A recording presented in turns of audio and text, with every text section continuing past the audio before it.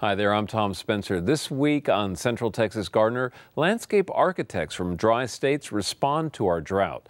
New Mexico's David Cristiani notes common mistakes and why to avoid them. On tour, Arizona and Austin landscape architect Christy Tenike blends resourceful techniques. Daphne explains when to prune clumping grasses, and Meredith Giles shows how to control weeds. So let's get growing right here, right now. Support for Central Texas Gardener comes from GeoGrowers, offering custom soil blends for lawns, gardens, xeriscaping, and organic landscaping supplies. More information at geogrowers.net.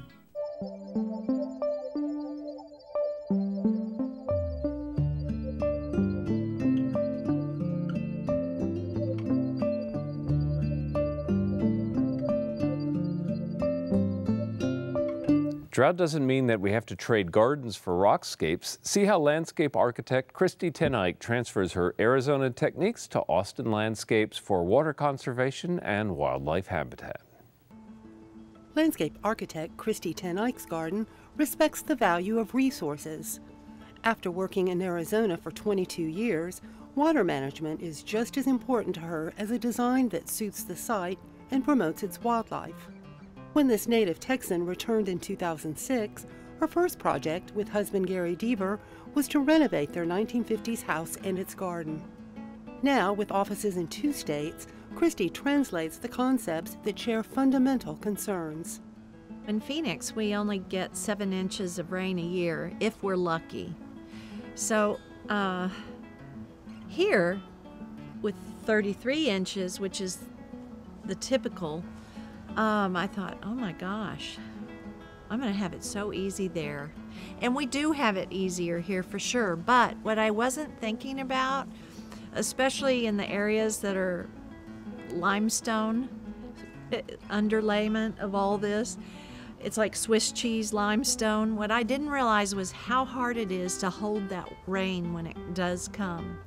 And so I've taken some of the lessons from Arizona. Design renovation started at the front door.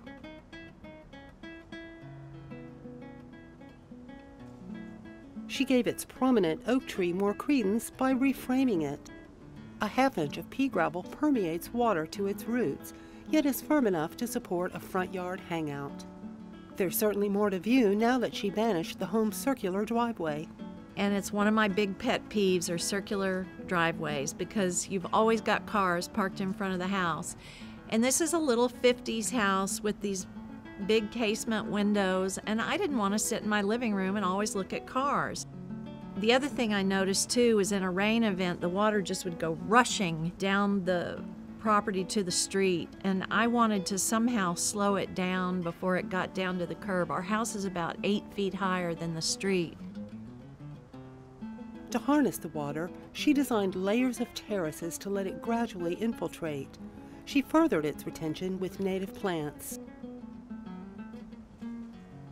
I love to create these native green, I call them almost biosponges. So they're these green sponges that soak it all up. They're the native plants. I had to work very carefully with all the grades around these trees to be careful not to disturb them. But it was the best thing ever to take all that asphalt off their roots and let it breathe again. Pecan shell mulch, along with forest mulch and fallen acorns, retain moisture. Check dams, formed from rocks excavated in back, also captivate rushing water and let it soak into raised beds. I think those things can really make a huge difference in Austin and Central Texas. Austin's large trees are a big change from Arizona's intensity. I'd never had shade before with all these big trees. I wanted a test garden for native shade plants. To promote cohesive serenity, she went for masses, resisting her urge to scatter plant. Originally, I was just going to put 1 plant in each terrace. Well, you can see I've strayed from that a little bit, but I have tried to really keep it simple. And plus, I just don't have time to take care of 40 gazillion things. On the former sloping lawn, Christy's terraces, pathways, and hideaways retain swooping water. They're also more conducive to participation than stark grass. Also, there was a great big tall wall out front too that, I mean, one of the things I like about our street is it's like driving through a park because everybody has these big front yards. Well, ours was weird because there was just a big wall out front, and I'm kind of a social person. You know, I don't want it to look unfriendly. I still wanted privacy, but I wanted to do it with green versus a wall.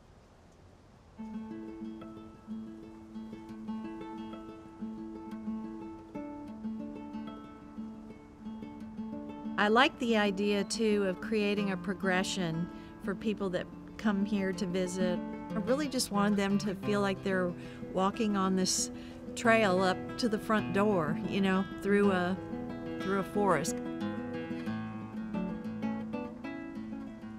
The progression leads to the private garden and back.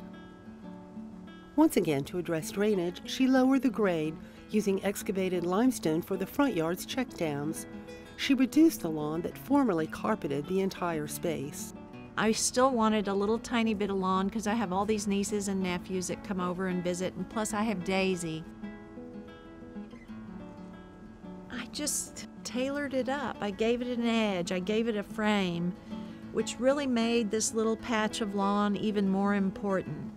You know, it enframed it, and then it allows me to just have wild Turk's cap on the side, and it still looks tidy because it's got that frame and that edge. A dripping basin adds its gentle touch to the cool serenity, a favorite with birds, too. We can hear traffic from Mopac here sometimes, and I just wanted a little drip of water here, and so Bertol Haas, he's an artist with stone, and I told him I wanted a quarried block fountain. The fireplace was already there, but diminished by its skirting. And I don't personally like vertical hardscape next to horizontal hardscape. I like for there to be breathing room. And two, I just felt like there's so much stone that I didn't want it on the horizontal surface. For contrast, she used pea gravel. She renovated the fireplace with a steel surround and gravel hearth.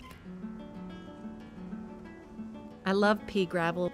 I love the sound. I love the sensory experience of walking on the gravel and hearing that crunch at night, and, you know, when it's quiet. There's just something about little smooth stones that's really beautiful. Terraces dignify the studio added by the former owner. Christie's design merges the lawn with the patio which she renovated between the main house and the studio guest house. I use approximately 3 inches of road base to get it real firm under it, which is crushed limestone. And then I just use 1/2 inch of pea gravel. I don't want to sink in the pea gravel. I don't want to feel like I'm wading through a riverbed. A brimming water trough complements the rectangular lines. The overflow recirculates through an underground basin. I just think that those living in harsh climates need to have that connection with water. It's like this ever-changing mirror. Running water and nurturing plants ensure an urban wildlife habitat that's important to Christie. She encourages drought-tolerant diversity and water retention over tidy monocultures, whether lawn or extensive impervious hardscape. I think we have to get used to something that doesn't look so perfect all the time, that there's a harsh beauty that all of us need to appreciate about our native landscapes, and to rush out and rip everything out and rock it is just, it increases the urban heat island. There's less porosity and permeability. I'm worried for our big trees. Creating some kind of native floor to people's gardens helps keep those big trees alive. It helps keep it cooler. I just want people to use every square foot of their yards for places to hang out and inspiration. Our lives are so chaotic and hectic. Everyone should have a little special garden that connects them back with nature and sort of just reconnects them with all the wonderful things about life and living in Central Texas. Thank you so much for sharing the beautiful garden space with us. And right now we're going to be turning our attention to the plants and landscapes of the desert Southwest and how to appropriately react to our own climate here in Austin, Texas. And we're really thrilled to have joining us David Cristiani, who's from Albuquerque on the program. David is a landscape designer, and his firm in Albuquerque is called Quercus, which is the Latin for oak. It is one of my favorite species. So it's great to have you on the program. Well, thanks. Nice to meet you. And nice to meet you too. And you know, our topic today is going to be an interesting one. I'm looking forward to this conversation because you really want to focus in on some of the frustrations that some of the people have with their landscapes, and maybe you're reacting in the wrong way. There might be a more appropriate way to respond to, for example, the kind of drought situations that we here in Central Texas have experienced in the past few years. I think so. And I think part of these lessons come from the desert Southwest, and I'd hate to see a place that has its own unique ecology and look try to look like a place it's not. I'd hate to see Austin turn into Tucson, because you'll find out during a wet period it's not Tucson. Exactly. And your dry periods are only our average periods out west. Right, and I think that's, you know, I think you hit the nail on the head is, you know, that we have to be appropriate to our space. And Austin has traditionally sat on that meridian line where between the well-watered east and the west, the line seems to fluctuate from one year to the next, but it comes back. And we may have 9 inches of rain one year, but 55 inches the next. That's correct. Yeah. And I think that is one of the keys of being on the prairie. You're in the central prairie of the United States, but in Texas, especially this latitude further south, 30 degrees, you are closer to a desert area and closer to the southeastern forests than you typically would be on prairie. If you go north in Kansas, the distance is a few hundred miles more every direction. Right. But not down here, and I think you need to respond, but the native landscapes here have always responded, and we need to take our cues from nature, the patterns and the processes in nature. Right. Well, one of the ways that people have overreacted, in your estimation, and certainly we can see it all around the city, is to get extreme about removal of things like turf and green leafy plants, and replacing them sometimes with appropriate, sometimes inappropriate plants, but often sometimes just with rock. Yeah, and we've been doing it longer than anybody in the Southwest and Western United States, and a lawn is a collection of plants, and to go from that to a collection of aggregate and rock is really extreme. That's 180 degrees. Literally 180 degrees Fahrenheit, right? Yeah, just about. Yeah, you get that reflected heat. It can make for a miserable space. And I don't think it's necessary, because where I am, there are plants in that space. The driest place I work at regularly is Las Vegas, Nevada, 3.5, 4.5 inches of rain a year. And there's still a plant density of 10–20%. That's more than most gravel scapes I see have. Right, right. And a lot of those are shrubs, so they're large enough, they look like they cover more than that. But if you look at them from the air, you can see they're thin. Right. Austin is far from Las Vegas as far as climate and vegetation density. Right. So let's talk about gravelscapes for a minute here, because that has been a roaring trend in our community. I've seen many conversions in the past few years, and actually in my last garden, I use a tremendous amount of gravel myself. But there are some good things to be said about the use of gravel, obviously, but then there are a lot of drawbacks that people don't consider. For example, the most commonly used granite or gravel material in our area is granite, and weeds just love growing in it. So people are unprepared for that, number one. And then there are, but the heat's another factor, and any other downsides to that you want to point out? Well, you mentioned the weeds, and that is always a problem. It can also be if you have plants that you desire that also reseed, and if that can be a positive. But with the weeds, you do have to eliminate the weeds beforehand. You can use everything from cardboard layering if you have some time on your hands. Sometimes you have to use chemicals. But that's the important part, and the depth of it is also important. Sure. In what you're going to be using that gravel for. But I think the downside is treating the gravel as a wholesale replacement for lawn. And it's not. They're two different things. Gravel would be like the throw rug or the carpet or the tile in the house, but it wouldn't be an interesting house without furniture Okay. without accessories, and I Good think metaphor, that's what's yeah. lacking. And the furniture or the mass are the Right. places that you can sit and enjoy that habitat you've created. Plants are part of that. Right, and I think a critical thing in that is the comfort level too. And you consider, we may be on that dividing line between wet and dry, but we are firmly implanted in the hot. That's right. And if you want to make your garden completely inaccessible, really, for 8 months a year, then make it out of gravel, basically. I fully agree. Yeah. I fully agree. One of the thoughts about gravel, if it's implemented correctly, is it is a permeable surface, so that's better than concrete. Sure. Which is what we do a lot of patios in the desert Southwest, and we just don't use them in the middle of the day, but we use them at night. Sure. Where I am, it cools down at night, even though it becomes an inferno by 9 in the morning every summer. But we can use those patios if we put shade, we build a shade structure, shade ramada, and I think that's one of the keys, but concrete is not very permeable, gravel is. So now you're creating a better environment for the plantings than you would if you just had complete concrete over the area. Sure, sure. Now, another technique or that people need to be thinking about, and this is something I know that is important to you, is kind of gathering plants together in zones and thinking of the like mini ecosystems within a single property.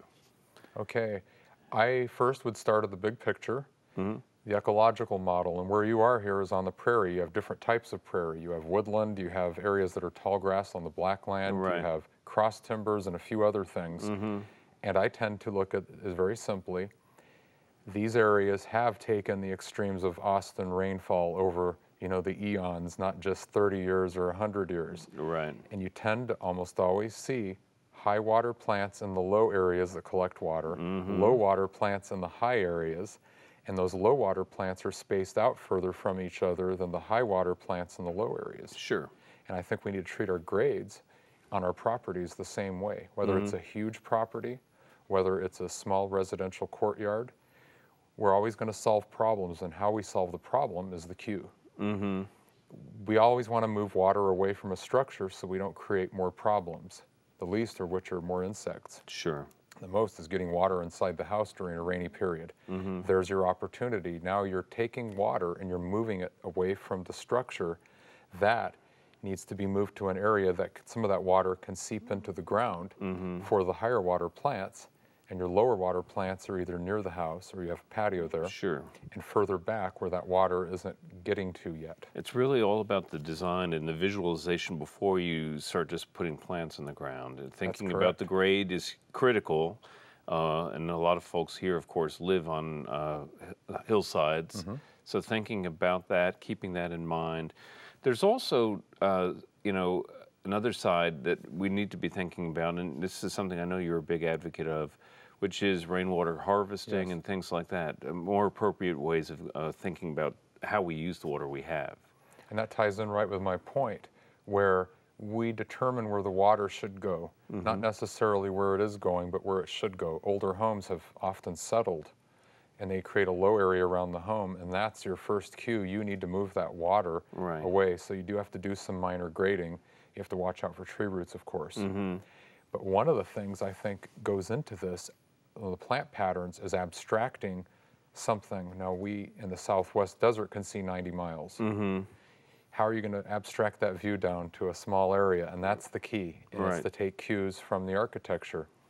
Or take cues from the ecosystem, that we have. And I know that we could spend a long time visiting about this, David, but we really do appreciate you coming on board. And I love your point that Austin is not Tucson yet. And we need to bear that in mind. So thank you for being our guest. Thank you. All right, and coming up next is our friend Daphne. Hi, I'm Daphne Richards. Our question this week is, when should ornamental grasses like inland sea oats and fountain grass be pruned, and how far down should you cut?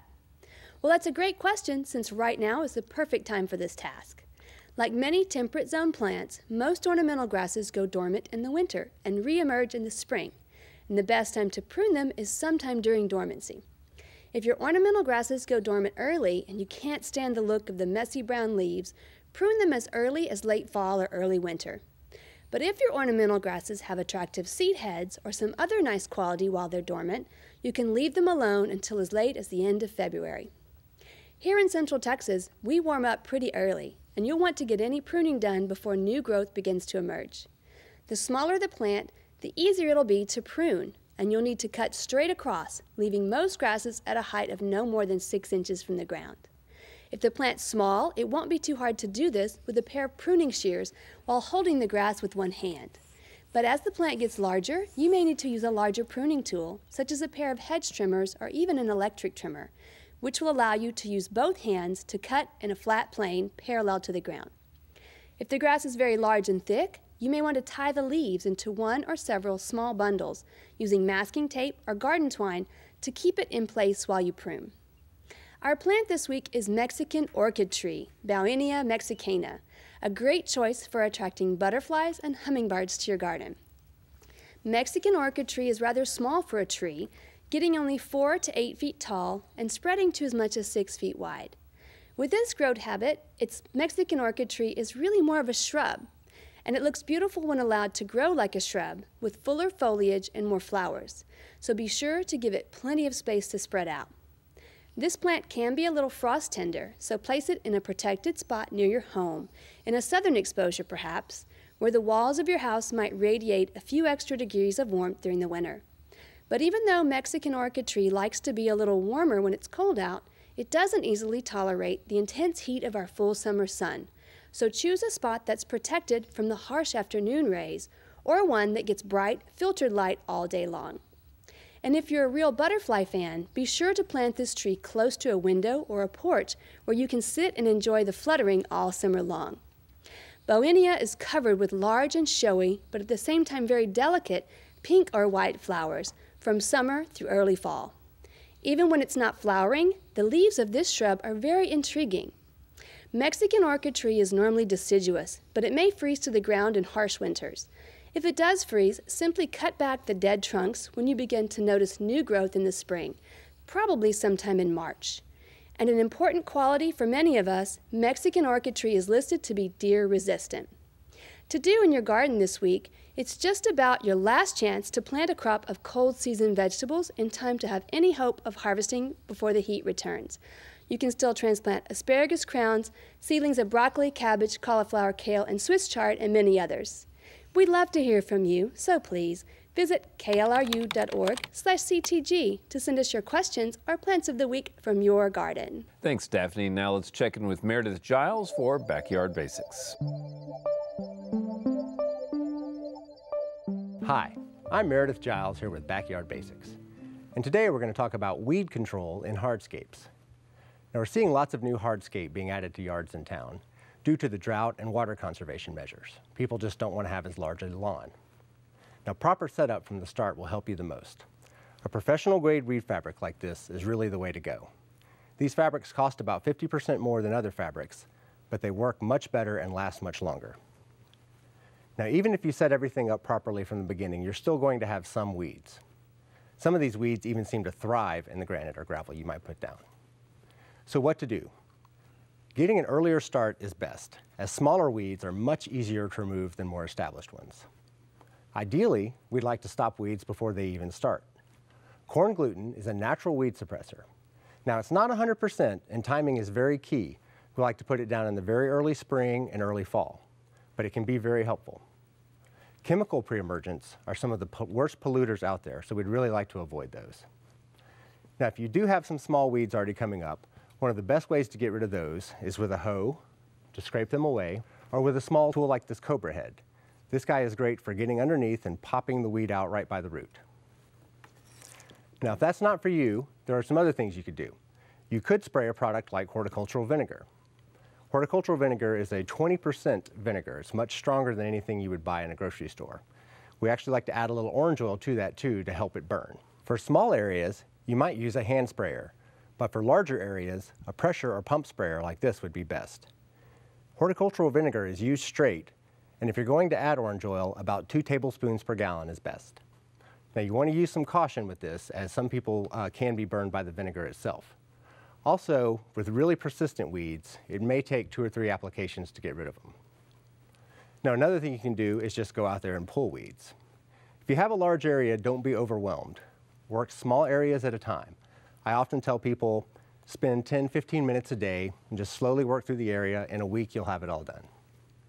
Now, one of my personal favorite weed control tools is my flamethrower. This guy literally burns the weeds away. Now, you definitely have to use caution with this, as it will burn any plant. This is really good for large open areas, but you don't want to use it right around your landscape and things like that. Also, it might be a good idea to have somebody standing by with a hose or something in case something flares up a little bit. Now, the elephant in the room, of course, would be some of the chemical weed control methods, something like glyphosate.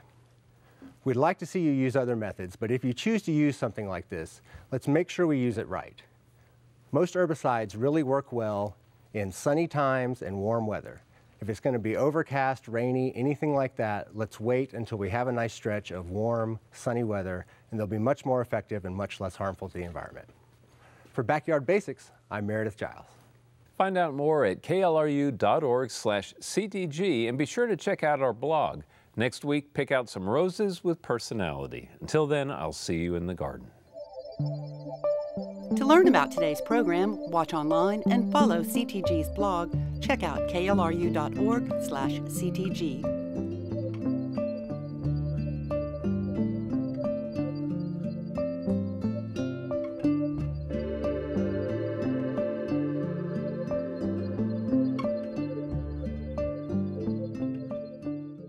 Support for Central Texas Gardener comes from GeoGrowers, offering custom soil blends for lawns, gardens, xeriscaping, and organic landscaping supplies. More information at geogrowers.net.